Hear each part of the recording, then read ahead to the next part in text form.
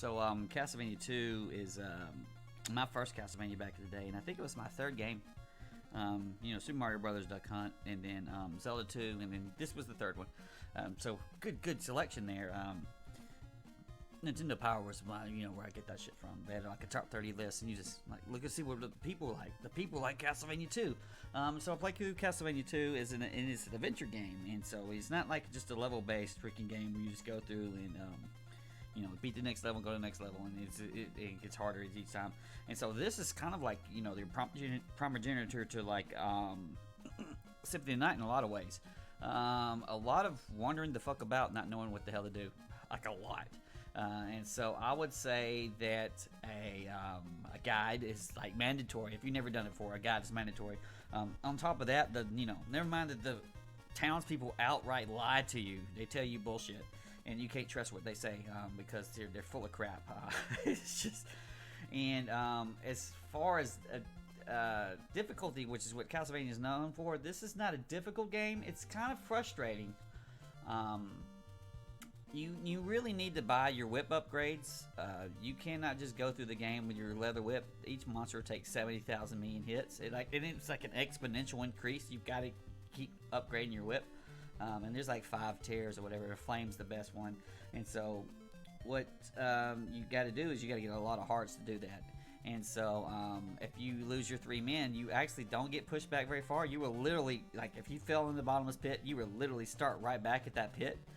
So that's really nice, and but they'll take your hearts from you. So it's like a pretty big punishment, because then you need like a hell of a lot of money, the hearts of money. And so you need a hell of a lot of money to sit there and buy what you need to do to be able to progress. And so you basically if you find out somebody who's selling a whip or whatever, you just kind of do like what I'm doing right here. You march back and forth, smash the monsters, build up your money, and then go spend it. And so you don't have to worry about having a lot of money on hand in case you fall down into the bottomless pit.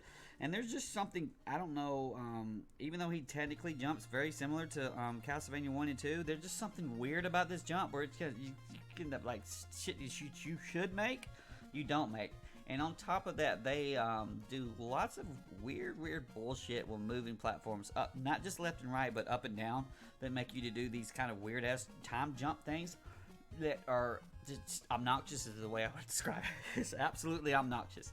And so it leads to the point where you're grinding like this. This is absolutely an old NES grind where you would either find a good point where they come back and forth on the screen to spawn them in, or you would literally go inside of like once the town to an outside and try to kill monsters, and then find a place that drops consistent money and hearts and try to build up that way. And it takes a hot minute, man. It takes a hot minute. As far as endings are concerned, they're on a time limit, so it's like to get the best ending, you just got to be a badass, dude. And so the difficulty is kind of all bizarre like that. It's not truly a hard game at all. In fact, 2 of the bosses, there's only 3 bosses in the game. You got Dracula, the Grim Reaper, and I forgot her damn name. Ah, shit, I forgot the name. She's literally in the damn cartoon series right now, and I forgot her name. Or at least her mask is in this game.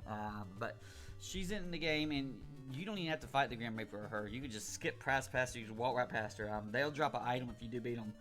So they're worth beating, but they're like a joke anyway. Just make sure you got a good whip and just whip the shit out of them.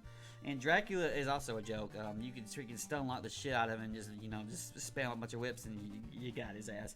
It's not a difficult game, and so it's pretty good back in your old Nintendo days where most of the games are just brutal arcade bullshit that just murders you real quick, to try to hide that they're actually just a 2-hour experience. We can make it a 20-hour experience if you die all the time. And so that's what's going on here. And well, no, that's what's going on in actual Castlevania. I'm sorry, and I kind of did a Freudian slip. This isn't really a Castlevania by most people's standards.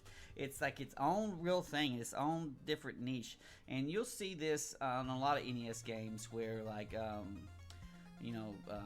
Zelda 2 is a perfect example where they try to vary it up a pretty good bit. And so this one's a drastically, even though you're Simon and you're going through and whipping shit, it's got a drastically different pacing and everything else. to it. Like you have like these little secrets and stuff you're looking for. So you end up throwing no damn holy water like a bunch of crack everywhere. And there'll be invisible floors and stuff. If you didn't holy water that tile, oh, you're going to end up falling through that shit, man. It's going to be a freaking false tile. But overall, while some people don't like it because it's very easy and it has a very different pacing, I actually like Castlevania 2 a whole lot. And all of it has to do with being my first Castlevania.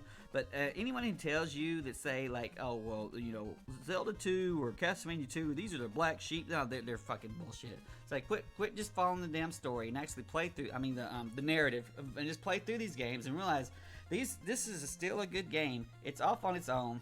It's doing its own thing, and it's still good at what that is. And you know, these days, these Metroid, I mean, this is definitely not a Metroidvania, but these kind of like exploration type action games are really the predominant way Castlevania runs these days. They don't do the barbarian, you know, whipping with freaking his loincloth kind of shit. They quit all that stuff. So, can I recommend this? Oh yeah, I'll recommend the shit out of this. Just play it through with the damn guide. Because don't play without a guide. You'll be lost as fuck. Freaking 15 hours in this game.